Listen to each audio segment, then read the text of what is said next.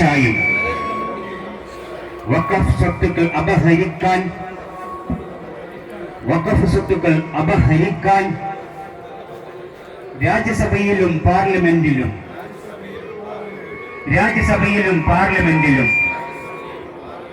വഖഫ് നിയമം ചുട്ടെടുത്തു.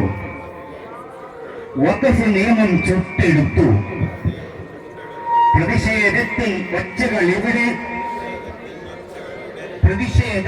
ഒച്ചകളിവിടെ തെരുവുകൾ തോറും മുഴങ്ങട്ടെ.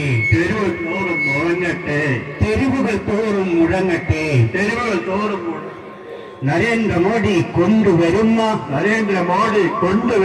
വഖഫ് ബില്ലിൻ ലക്ഷ്യവും ഇവിടെ നരേന്ദ്രമോദിയും അമിത്ഷായും എന്നും ഇവിടെ നടപ്പാക്കുന്ന വംശഹത്യാ പദ്ധതിയാണ്.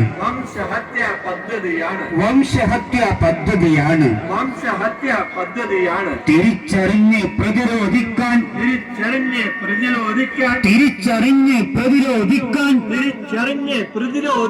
തെരുവിലിറങ്ങൂ സോദരരെ. ദൈവിക പ്രീതി മുന്നിൽ കണ്ട് ആ മാർഗത്തിൽ ചിലവഴിക്കാൻ ആളുകൾ നൽകും സ്വത്തിന് മേലെ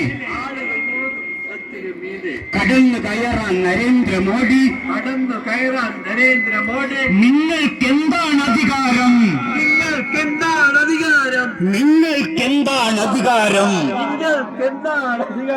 വഖഫ് ബില്ല് പിൻവലിച്ച്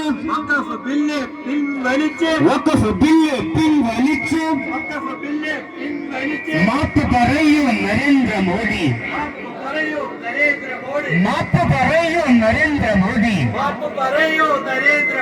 വഖഫ് സ്വത്ത് ബിജെപിയുടെ തറവാട്ടിന്ന് കിട്ടിയതല്ല.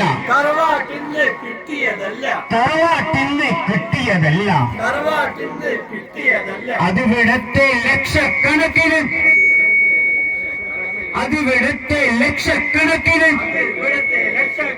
വിശ്വാസികളുടെ സമർപ്പണമാണ്.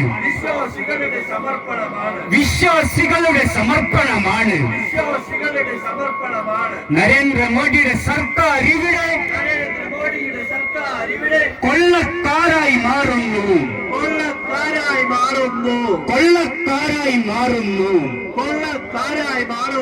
വഖഫിൻ മുകളിൽ കൈവച്ചാൽ ആ കൈ പൊള്ളും സൂക്ഷിച്ചോ. അതുമായി ബന്ധപ്പെട്ട ഒരു പ്രമേയം അവതരിപ്പിക്കുന്നതിന് വേണ്ടി സോളിഡാരിറ്റിയുടെ ഏരിയ പ്രസിഡന്റ് ഫാസിലിനെ ക്ഷണിക്കുകയാണ്.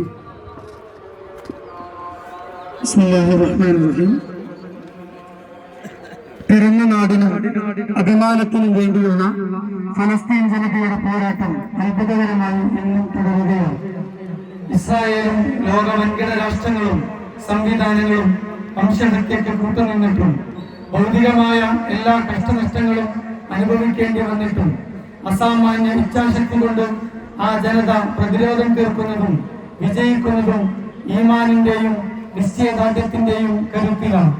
കയ്യേറ്റക്കാരായ ജൂത ക്രൈസ്തവ സൈനിസ്റ്റുകളോട് നമുക്ക് പൊറുക്കാൻ കഴിയില്ല. ഫലസ്തീൻ നമ്മുടെ മണ്ണാണ്. ഖുദ്സ് പുണ്യഭൂമിയാണ്. അഖ്സ ആദ്യക്കിബിലും വിശുദ്ധ പള്ളിയുമാണ്. കാലം എത്ര കഴിഞ്ഞാലും ഹക്ക് തന്നെയാണ്. നീതിയല്ലാതെ പരിഹാരമില്ല. നീതി ഖുദ്സ് ആസ്ഥാനമായി സ്വതന്ത്ര പരമാധികാര ഫലസ്തീൻ രാഷ്ട്രം വീണ്ടെടുക്കൽ മാത്രമാണ്. വിജയിക്കാനുള്ള ഗസയുടെയും ഫലസ്തീനിന്റെയും ഹമാസിന്റെയും ഈ പോരാട്ടത്തിന് നമ്മുടെ പിന്തുണകളും പ്രാർത്ഥനകളും ഐക്യദാർഢ്യങ്ങളും നിരവാധികം നൽകേണ്ടതുണ്ട്.